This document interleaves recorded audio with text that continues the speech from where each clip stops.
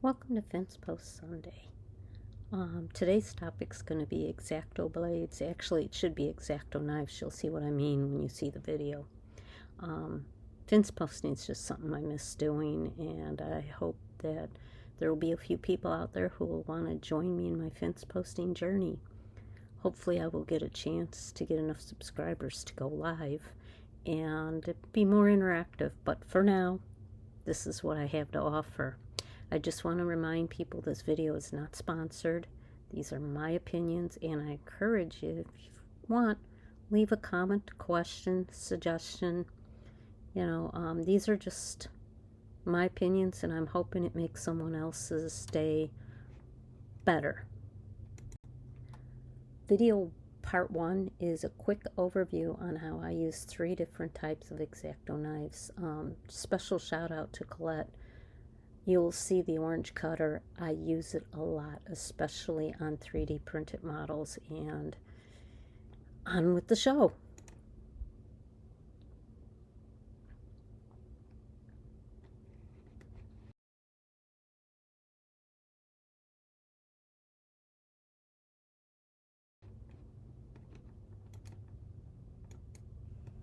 Hi, welcome to Sunday Fence Post.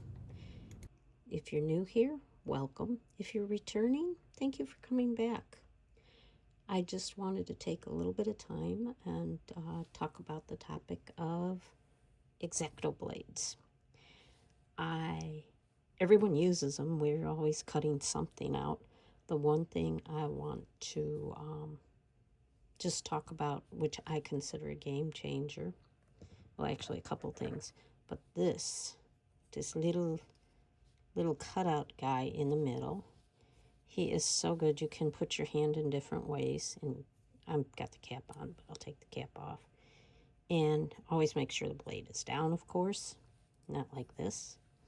But you can steady your hand to cut various shapes. If you just go, and I always make sure you use a cutting board, because if you don't, you're going to have a lot of unwanted marks in your table. You can try and slide it up, but I just usually use my fingers. But the reason I'm saying this thing is a game changer is because when I'm having, you can lift it up.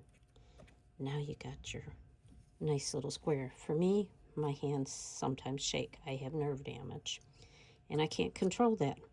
So for me, this became a game changer to try and cut stencils and stuff that I needed. And a big shout out to Colette, because she is the one who sent this to me, and I absolutely love it. No, this video is not sponsored. Colette is just a friend, and it was a game changer. So thank you to Colette.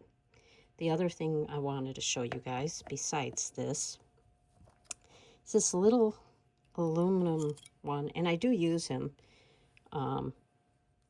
Use them like pencil. I hold them down and I keep my hand as steady as I can. But if you noticed, I cross my hand over. And that's perfectly okay. You're not cheating by doing this kind of stuff. You're accommodating what you need to do in order to be able to do your craft. Now, I do have magnets here, and the reason I have magnets, this part here is aluminum. It won't stick. However, this little silver part here sticks. I always keep the cap on, and I let it sit on the aluminum, on the magnet part, excuse me, not aluminum, on the magnet part.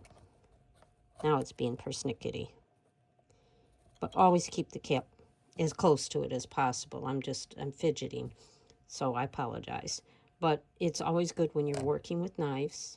You don't want to leave them laying on the table exposed, because what can happen? You get interested in something, you lay your hand down, and pretty soon you now have paint that you don't want. Body paint, if you will, inside blood all over your thing. The third and last thing I wanted to talk to you guys about is this cool little pin thing. Back in another life, I used to do illuminated manuscripts, and I'd carry this with me everywhere I go. It's got an itty bitty blade. I don't know if you can see it. I don't want to get it too out of focus. but you got an itty bitty blade. And these, I use these mainly for super tight areas and just lightly scraping out the imperfection. Yes, I just did scrape a paint dot up. You know, so I mean, it's so sweet. It's real teeny, and it can get into the tiniest of places. I use this when I work, like I said, when I work with manuscripts, and I will see what I can do about, I'll add some pictures at the end. Well, I can try and do it now. Let me, so not the best picture, but it's high on a shelf.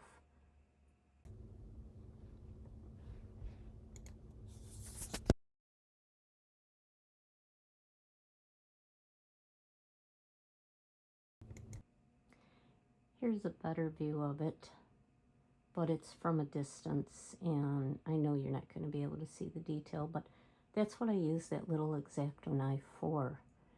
It just worked really, really well on tiny little places. And the picture on the end with the froggy was from my niece Catherine when she was very, very young, so I put her up there too. She is inspiration as well. And since I'm at it, I can show you more inspiration stuff. But I'm not going to show you any more today. Thank you for watching. Leave a comment, ask a question, suggest a topic. Like and subscribe at the Redhead Artist LLC. See you next time. Bye.